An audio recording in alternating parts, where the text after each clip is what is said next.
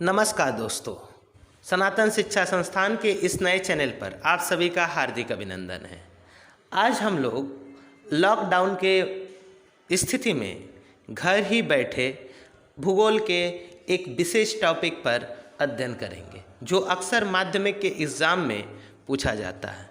नदी के कौन कौन से कार्य हैं और इसकी कौन कौन सी अवस्था हैं। तो मित्रों, नदी के मुख्यतः 3 कार्य हैं: अपर्दन, परिवहन, निक्षेपण। और नदी की 3 अवस्थाएं हैं: युवा अवस्था, पौढ़ावस्था, वृद्धावस्था। तो फिर से एक बार बोलिए, नदी के कौन कौन से कार्य हैं और नदी की कौन कौन सी अवस्थाएं हैं। तो नदी की पहला कार्य अपर्दन, दूसरा परिवहन, तीसरा निक्षेपण। और नदी की कौन कौन सी अवस्था? युवा अवस्था, पौढ़ावस्था, वृद्धावस्था। जिस प्रकार एक बालक सबसे पहले जवान होता है यानी युवा अवस्था, फिर वह पौढ़ावस्था में पहुंचता है और अंत में वह बूढ़ा हो जाता है, वृद्ध अवस्था में पहुंचता है। इस प्रकार नदी की भी 3 अवस्थाएं होती है: युवा अवस्था, पौढ़ावस्था और वृद्धावस्था। तो आते हैं सबसे पहले नदी के कौन कौन से कार्य होते हैं। तो नदी के 3 कार्य होते हैं: अपर्दन, परिवहन और निक्षेपण। तो अपर्दन क्या होता है?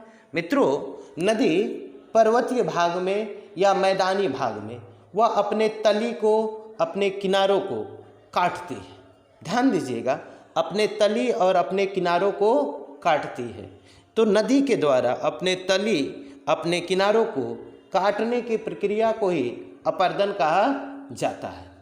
अब नदी जिन किनारों को काटा या तली को काटा, जिन अवसादों को काटा, उसे वह अपने साथ बहा कर ले जाएगी। नदी के द्वारा अवसादों को एक स्थान से दूसरे स्थान बहा कर ले जाने की क्रिया को, नदी के द्वारा अपने अवसादों को एक स्थान से दूसरे स्थान बहा कर ले जाने की प्रक्रिया को परिवहन कहते हैं। नदी उन अवसादों का जमाव करती है, इसे निक्षेपण कहते हैं। इस प्रकार नदी के 3 कार्य हुए: अपर्दन, परिवहन, निक्षेपण। यानी इसको सरल भाषा में कह सकते हैं कटाव, बहाव, जमाव। नदी अपने किनारों को, अपने तली को काटती है, अपर्दन, उसे अवसादों को एक स्थान से बहाकर दूसरे स्थान ले जाती है, इसे परिवहन, और इसे अंत में जमा करती है, इसको निक्षेपण। तो अब आइए हम लोग अगले प्रश्न की ओर बढ़ते हैं। आखिर होता क्या है? नदी की कौन कौन सी अवस्थाएं, कैसे हम जानेंगे क्या है यह, क्या है नदी की अवस्थाएं? तो दोस्तों, नदी जब पर्वतीय भाग से होकर गुजरती है तो उसका ढाल काफ़ी तेज होता है। जैसा कि आप जानते हैं, पर्वतीय भागों में ढाल बहुत अधिक होता है और उस ढाल के कारण नदी की गति भी, नदी की प्रवाह भी काफ़ी तेज होती है। इस तरह नदी जब पर्वतीय या पठारी, जो कहें पर्वतीय या पठारी, यानी जब ऊपरी अवस्था से होकर गुजरती है तो ढाल अधिक होता है, जिसके कारण वह अपर्दन का कार्य करती है। नदी की इस अवस्था को ही युवा अवस्था कहते हैं। अब युवा अवस्था के बाद आते हैं पौढ़ा अवस्था में।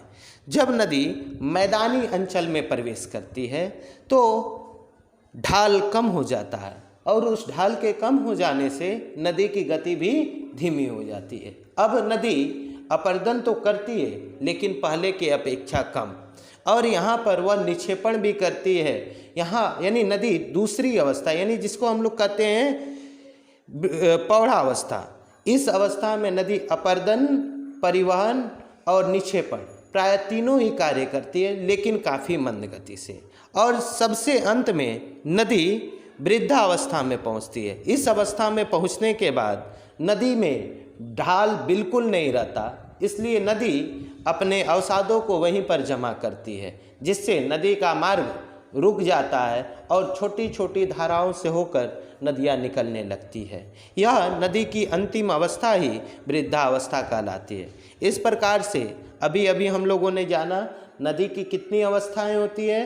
तो दोस्तों, नदी की 3 अवस्थाएं होती है: पहला युवा अवस्था, दूसरा पौढ़ा अवस्था, तीसरा वृद्धावस्था। जब नदी पर्वतीय भाग से होकर निकले उसको क्या